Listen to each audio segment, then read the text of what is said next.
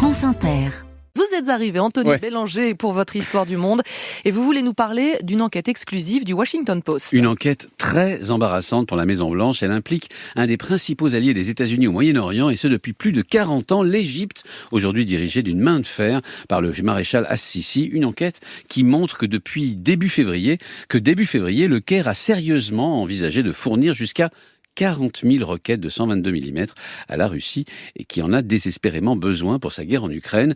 Ces roquettes équipent une des principales pièces d'artillerie russe, les lance-roquettes multiples qui crachent des dizaines de ces munitions simultanément et permettent à Moscou d'assurer sur le terrain une supériorité de tir. L'idée pour l'Égypte n'est pas seulement de fournir, mais surtout d'en produire pour la Russie. Et donc les États-Unis ont été informés de cette transaction ? Alors apparemment oui, et ça n'a pas dû plaire au Caire qui avait demandé le secret le plus strict sur ce marché avec Moscou, afin justement de ne pas avoir d'ennui avec les Occidentaux.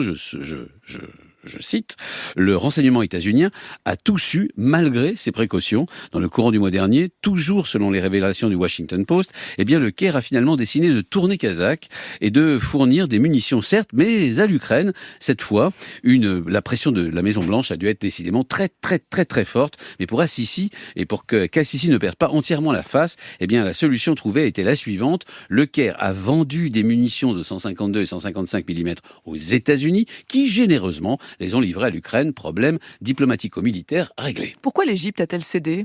D'une part parce qu'on l'a vu, le complot a été découvert et d'autre part parce que les arguments états-uniens étaient difficiles à écarter. Les États-Unis fournissent à l'Égypte une aide militaire annuelle d'$1 milliard.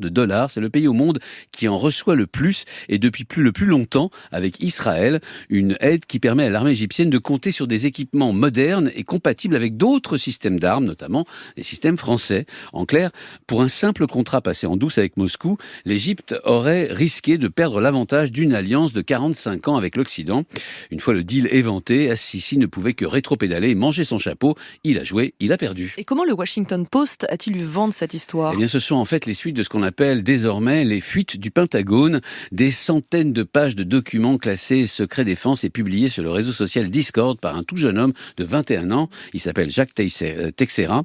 Le Washington Post, mais aussi le Wall Street Journal et le New York Times continuent de travailler depuis plusieurs semaines après leur diffusion sur des centaines de documents promettant de nouveaux scoops retentissants dans les jours et les semaines à venir. Anthony Bélanger.